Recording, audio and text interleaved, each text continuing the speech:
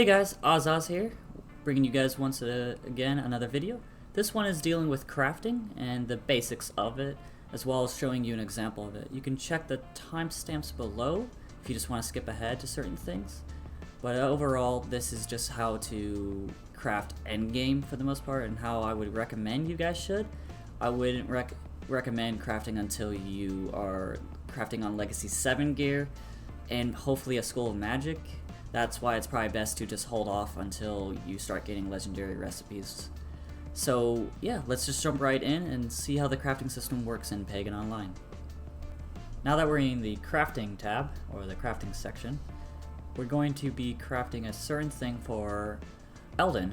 And I'm going to be doing the strength 4-2 attack damage and crit chance. So all you have to do is right click it, and now you need this item. What I recommend is to make sure it's flawless and a School of Magic that you want. So I'm going to go through my stash tab. I know that this character, or the hero, is using the Titan Forge. So I'm going to search through my tab, make sure this is Titan Forge, it's flawless quality. I'm just going to right click it, comes inside.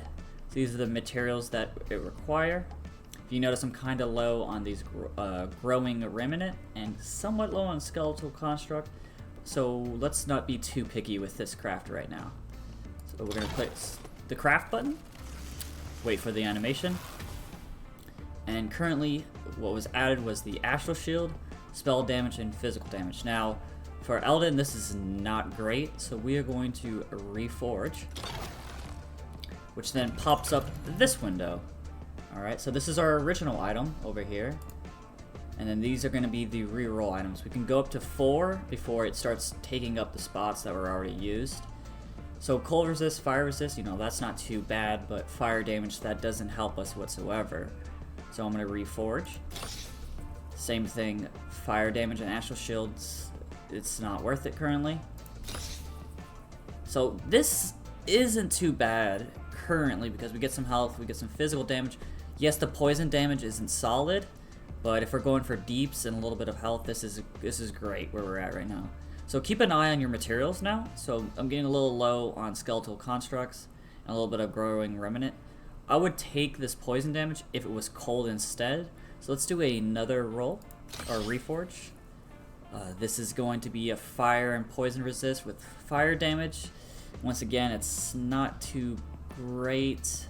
Resistances are important though on this, so I'm double checking between these two. I'm actually going to pick this, even though I said this was great for damage. I already have a lot of good damage stats on here. I should probably hit up some resist for higher difficulty. So currently I have this highlighted. If I was to reforge again, it would pick this, it would replace this one. So I'm going to pick this one. It does its animation. And this is currently what it is. So it shows the stats for a little bit and then it goes off of it. Just wait a moment. Alright. So I want to keep on reforging. Now, let's say I remove and I'm like, oh crap, it's one and done. No, it's not. Since you crafted on it, you can go back in and recraft. So there's that as well. So we're going to hope for cold damage and maybe a resist. Once again, not too hot. I'm gonna do 2 more because I want to keep a little bit of growing remnants. I'm gonna reforge. Ooh, we don't want int on this at all. I'm gonna do reforge, and oh, did we hit the jackpot, everybody? So Eldon is solid right now for cold damage and cold percent and armor rating. Yeah, we're not getting any resist out of this, but that damage and those 2 stats for cold damage are something we can't pass up. So we're gonna pick this. I mean, for the time being, this is fantastic. Amazing. So yeah, it shows the stats again. It's quite nice actually. The armor rating percent's not bad because some armor in this guy.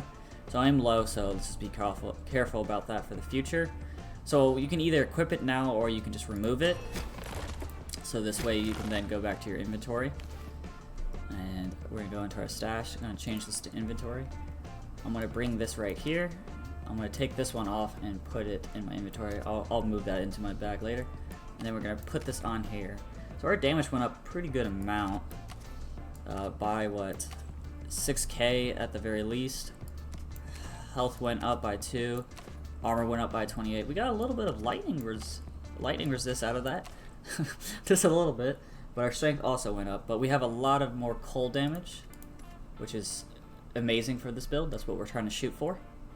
So another little cool thing is, let's say you find a legendary out in any mission or anything like that. So let's go to some tab that I have of just legendaries. So these are just random legendaries I found throughout my mapping, killing bosses and everything. So what I didn't know for the longest time, but what you also can do is you can reforge legendaries that you find.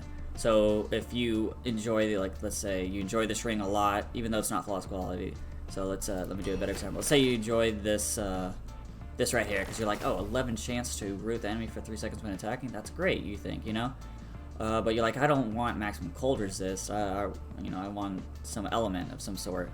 So you can just reforge. Once again, keep an eye on your materials. And yeah, so that's the basis of crafting. Another little tip that I can throw at you guys is, while you are in your stash tab, and let's say you are hovering over a weapon.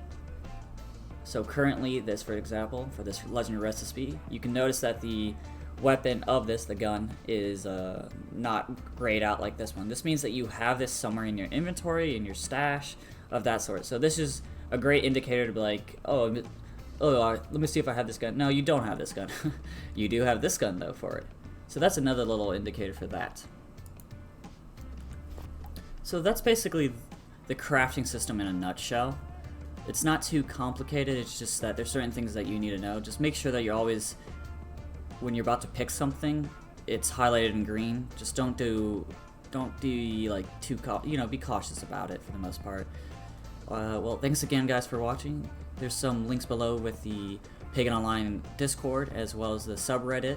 You can check those to join either or. And also, you can find me on my Twitch, which is Oz_Oz. I usually stream Monday through Friday, 7 a.m. to 1 p.m. Eastern Standard Time, and sometimes throughout the day, randomly. As always, thanks again, guys, and have a great one, and I will see you in the Pantheon.